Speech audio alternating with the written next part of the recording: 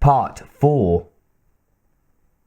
The little cluster of heavily dressed men resembled a group of migrating bears as they wound their way through the narrow corridor leading towards the helicopter pad.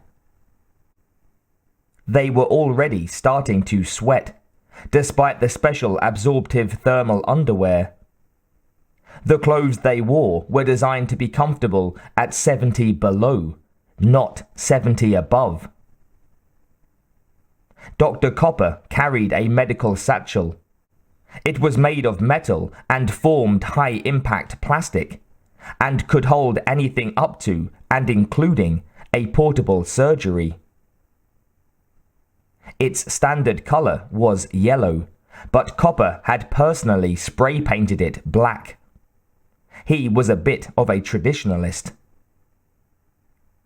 MacReady was studying a flight chart printed on a plastic sheet and grumbling non-stop, his own mental engine already flying over their intended route. Craziness. This is goddamn insane. I don't know if I can even find the place in clear weather. Quit the griping, MacReady, Gary ordered him. The sooner you get out there, the sooner you're back.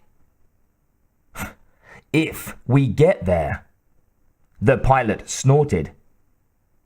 It's against regulations to go up this time of year.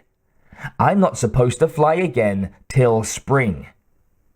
I'll put in a protest. Regulations say I don't have to go up in this kind of weather. Screw regulations, Copper told him. Records indicate that there are 6 guys out at that Norwegian station.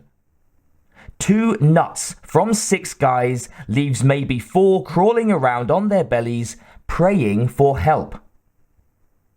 Antarctica's like the ocean, Mac. First law of the sea says you help a fellow mariner in trouble before you think of anything else. I don't mind helping 'em, MacReady insisted.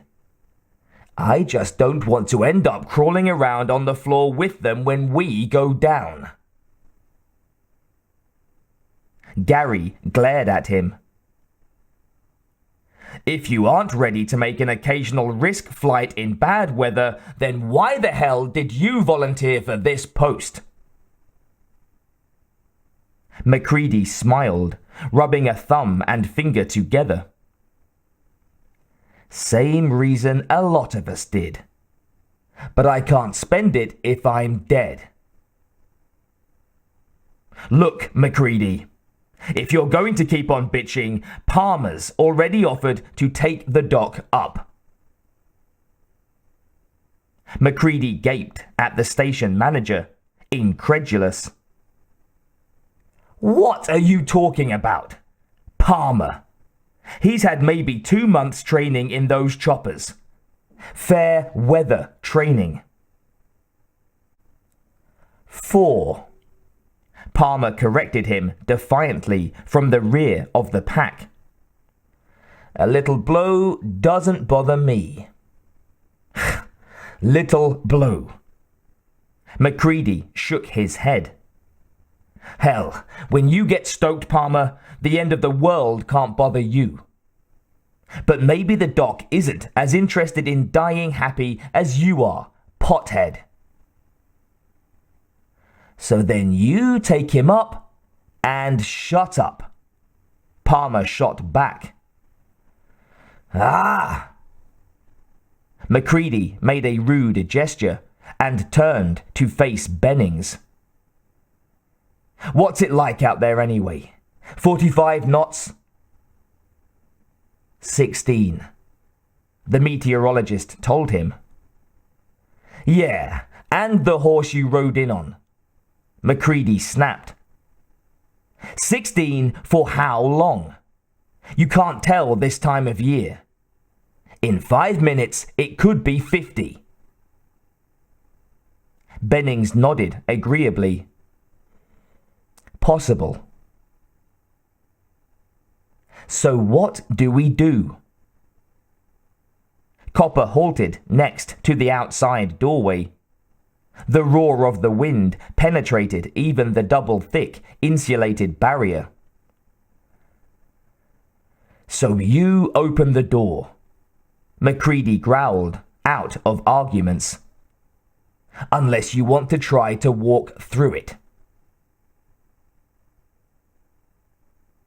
Childs was waiting for them and gave Copper a hand up into the cockpit of the chopper. The doctor carefully secured his bag behind the seat. Outside the plexiglass bubble, blowing snow was already beginning to obscure their view.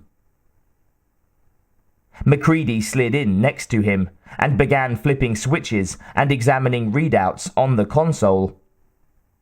The one readout he didn't bother to check gave the current exterior temperature. Once it fell below 0, he no longer cared what it said. And since it was always below 0, it was the one instrument in the chopper he could usually ignore.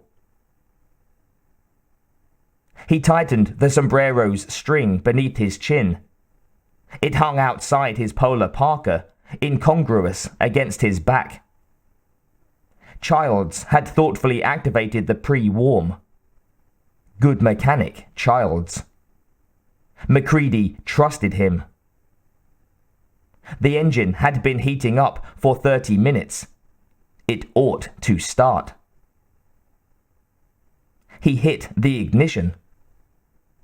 For a moment, the reluctant rotors strained against fresh ice. Then they began to spin. The engine revved with comforting steadiness. "Hang on over there, Doc," he told his passenger. "This isn't Disneyland." He pulled back on the controls. The chopper lifted, swung sideways for an instant, then began a steady climb into the sky. Macready held it steady, then sent it charging northeast over the white landscape. It slid into the wind, fighting the gale like a salmon returning upstream. Macready was too involved with the controls to consider throwing up. He couldn't, not in front of the unruffled Copper. The doctor relaxed back in his seat, rechecked his seatbelt and shoulder harness, and studied the passing terrain. He appeared to be enjoying himself. Macready cursed him, but silently. Several pairs of eyes watched through temporarily defogged windows from the rec room as the helicopter shrank into the distance. Clark rested his palms against the glass as he stared. Between his skin and the outside were 3 layers of special thick glass and 2 intervening layers of warmed air. The glass was still cold to his touch. "Mac's really taking it up, huh?" Bennings was feeling his leg, having to force himself not to scratch at the healing itch. Copper volunteered to check the Norwegian camp for wounded, and Gary concurred. "We could have used the dogs," Clark said, slightly hurt that he hadn't even been considered. "It would have been safer in this wind." "Safer, yeah," agreed Bennings, "but 10 times as slow. We could get a major storm in here any day now. This way, they'll be back in a few hours." A thick bandage padding the hip where the bullet had entered, the husky trotted into the room. He padded happily between the tables and chairs, hobbling only a little on the damaged leg. "This is damned insane," Macready thought to himself as he lifted the copter over an ice ridge. The engine protested, but only for a second or two. A few boulders atop the ridge showed through the snow. Buried baldies, Macready mused. Funny how you could get lonely for something as common as grass. He grinned slightly. Except for Palmer and Childs's imports, of course. The gale had lessened considerably since takeoff, and he had to admit that flying had become almost pleasant. It was starting to look like they'd make it without any real trouble. The chopper's cockpit heater whined loudly. Macready had it set on high. As far as he was concerned, that was the only setting it possessed. Copper was uncomfortably warm, but said nothing. He'd stand the overheating to keep the pilot happy. Macready glanced over at the plastic map set in the holder on the console. We ought to be closing in on it, Doc, if the coordinates Fuchs and Bennings gave us are right. This isn't the Arctic, Mac. Camps don't float around on ice floes down here. It will be where it's supposed to be. He suddenly pointed down through the bubble. There! What's that? Smoke was visible directly ahead, and it didn't come from somebody's chimney. There was one central, dense column, and several smaller subsidiary plumes. Too many. The wind made the smoke curl and dance in the Antarctic evening. Soon the sun would vanish altogether, and the long South Polar night would settle over them. Macready encircled the half-buried camp. Up close, the smoke seemed unusually thick, almost tar-like. It billowed skyward from hidden sources. There was no sign of movement below. Only the wind moved here. Any place special, Doc? Copper was leaning to his right, staring solemnly through the bubble. You pick it, Mac. From the looks of things, I don't think it much matters. The relaxed wind gave Macready no trouble as he carefully set the copter down. He cut the engine and switched over to the pre-warm to keep it from icing up. The rotors slowed, their comforting whine fading to silence, blending into the mournful wind. Macready unlatched the cockpit door and stepped out. His first glance was for the sky. It showed cobalt blue, save for fast-moving clouds. There was no telling how long the break in the weather would last. They'd have to hurry.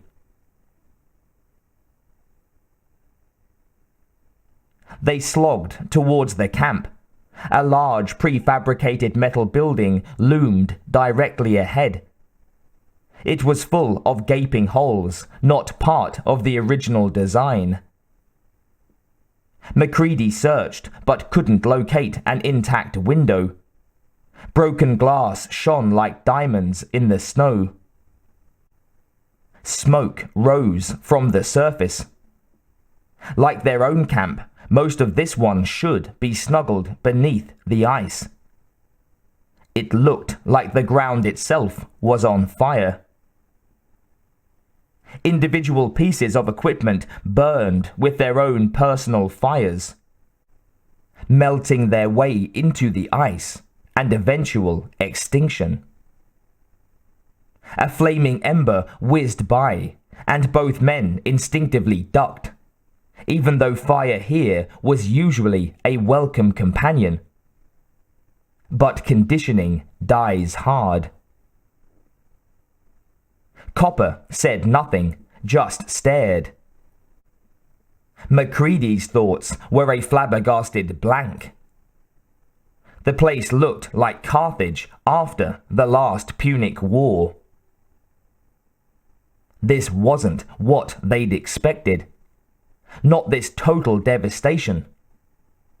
Macready turned and went back to the helicopter and thoughtfully pocketed the ignition key. Eventually, they located the source of the main blaze and also the reason for the unusually thick column of smoke. It rose from what appeared to be a makeshift funeral pyre. Books, tires, furniture, scrap lumber, anything that would burn had been heaped together outside the main building and set on fire. Discernible among the rest of the inorganic kindling were the charred remains of several dogs and at least one man. Mounds of black goo that might have been asphalt or roofing sealant burned fragrantly among the rest of the debris. A small gasoline drum lay on its end nearby, its cap missing. A larger fuel oil drum squatted off to one side. Macready checked the smaller container first, then the larger. Both were empty. He glanced to his left. Was that only the wind whispering in his ears? He exchanged a look with Copper. The doctor's face was pale, and it wasn't from the cold. Macready made another trip back to the copter and opened the door. The shotgun slid easily out of its brackets behind the pilot's seat. He made sure it was loaded, took a box of shells from the compartment beneath and shoved them into his pocket, then hurried to rejoin Copper. The doctor glanced sharply at the gun, whose purpose was so different from the instruments he carried in his satchel. But he didn't object to its presence. It seemed small enough insurance in the face of the violence that had ripped apart this camp. They started in towards the center structure, or rather what was left of it. Glowing embers continued to waft past them. One latched onto Macready's shirt sleeve, and he absently batted it out. The door was unlocked. Macready turned the latch, stepped back, and used the muzzle of the shotgun to shove it inward. It swung loosely and banged against the interior wall. Ahead lay a long, pitch-black corridor. There was a switch just inside the doorway. Copper flipped it several times, without effect. He pulled a flashlight from his coat and aimed it down the corridor. "Anybody here?" No answer. The beam played off the walls and floor, revealing a tunnel little different in design and construction from those back at their own compound. Only the wind talked to them, constant as it was uninformative. Copper looked to the pilot, who shrugged. "This is your party, Doc." Copper nodded and started in. Macready followed and moved up beside the older man. Their progress was slow because of the debris that filled the corridor. Overturned chairs, chests of equipment, loose wires, and canisters of gas and liquid made for treacherous walking. Once, Macready nearly went over on his face when his feet got tangled in an exploded television set.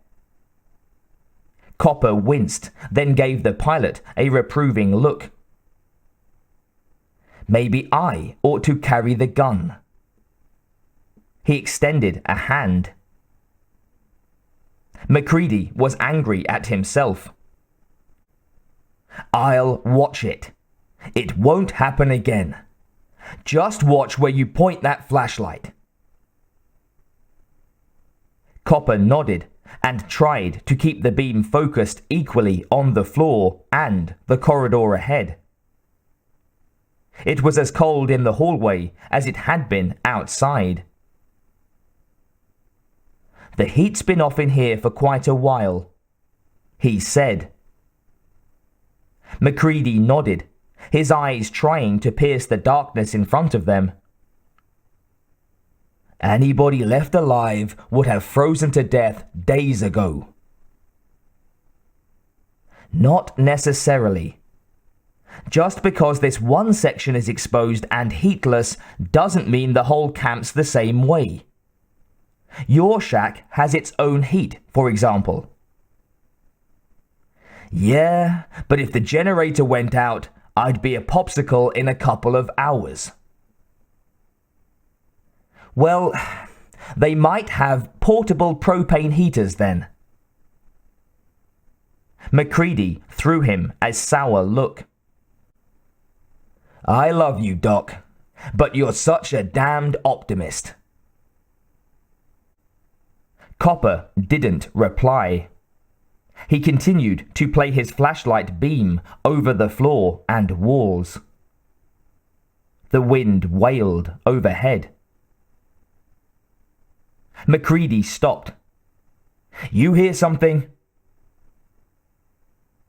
Copper strained, listened. Yes, I think so. He shifted the light. Mechanical.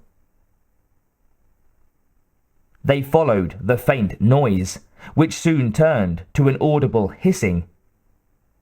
As they continued down the corridor, the hiss became recognizable as static. There was a door blocking the end of the corridor. The steady sputtering came from the other side. Copper moved the light over the remnant of a door. Something had taken it apart. An axe protruded from the center, its head buried deeply in the wood. MacReady put the gun aside, grabbed hold with both hands, and yanked it until it came loose. The cutting edge was stained dark. He studied it briefly, looking to Copper for confirmation. The doctor said nothing, which was confirmation enough for MacReady. There wasn't much blood on the axe, and what remained was frozen to a maroon crust. Putting down the axe, he retrieved the gun, holding it a little tighter now as he tried the doorknob. It rotated and the door opened inward, but halted after moving only a few inches. The pilot put his shoulder against it and shoved, but it refused to budge further. Blocked from the other side, he said quietly to Copper. He put his face to the slight opening. Anybody in there? There was no reply. Copper moved up against MacReady's side and shouted past him. We're Americans! Come to help you! MacReady added. His tongue moved against the inside of his mouth, and he added, We're alone! Still no response. He steadied himself and leaned harder against the door. There was a creak. "I think it moved a little," he told the doctor. "Give me a hand." Copper added his own bulk to Macready's and pushed. The frozen floor of the passageway gave poor purchase to their boots. But by alternately hammering and pressing hard, they managed to edge the door inward an inch at a time. Eventually, they'd widened it enough for Macready to stick his head inside.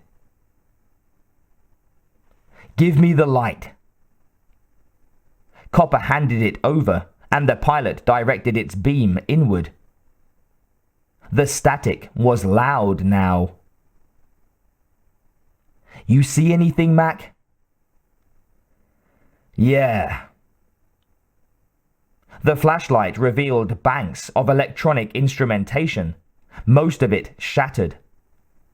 One console appeared to be the source of the steady humming. "Communications," he told the doctor. "Looks a lot like Sanders's ballywick anyway." He gave the light back to Copper, wedged himself into the opening, and pushed. The door gave way another couple of inches. Copper followed him through, shining the light around the little room. Wind kissed their faces, unexpectedly brisk. He leaned back and picked out the holes in the ceiling. A Gantz lantern rested on a corner table. Macready dug out a match, struck it carefully, and applied the flame to the lantern as he turned the control knob. The butane caught with a rush, forming a little circle of light. Lifting the lantern, he turned in a slow circle. The soft light picked out the top of a man's head, showing just above the back of a swivel chair. "Hey, Sweden!" he called to the figure. "You okay?" The chair rocked slightly in the breeze from the ceiling. Both men moved slowly towards it. Macready put out an arm and halted the doctor a yard short of the chair, then poked at it with the shotgun. "Sweden!" Copper's gaze moved to the arm resting on one arm of the chair. A thin red line fell from it, a frozen crimson thread that ended in a pool of coagulated blood on the wooden floor.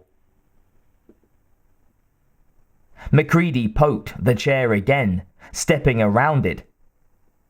Copper moved around the other side. The man in the chair was lightly dressed, too lightly for the sub-freezing temperature in the room. His eyes were open, fixed on something beyond their range of vision. His mouth was frozen agape. He seemed to have been petrified in the act of screaming. Macready's gaze traveled down the stiff body. The throat had been slit from ear to ear. Both wrists were also slit. An old-fashioned straight razor lay in the man's lap. It was stained the same color as the axe that had been buried in the door. The razor seemed out of place in the communications room, an antique among solid-state technology. It had done its job, however. Macready reached past the wide-eyed corpse and flicked a switch. The radio's steady hiss died. There was a door in the far wall, which also turned out to be blocked from the opposite side. MacReady rammed his shoulder angrily against it, banging it inward. He paused to catch his breath and saw his companion gazing in fascination at the corpse and its multiple slashes. My God. The doctor was muttering half to himself. What in the hell happened here? Come on, Copper! MacReady growled at him, impatient. This one's blocked too. What? The doctor stared blankly at the pilot, then snapped out of his daze and moved to help. Together they battered at the new obstacle until it moved enough to let them through. A metal storage cabinet had been used to brace the door. Beyond lay more blackness. The wind was stronger. Copper switched off the flashlight and took the lantern from MacReady, freeing the latter to hold the gun with both hands. He held the lantern high, revealing a series of wooden steps leading downward. Hey, Sweden! MacReady shouted into the blackness as he started downward. They're not Swedish, goddammit! Copper corrected him irritably. They're Norwegian, MacReady. Something swished out of the darkness and smacked into his face.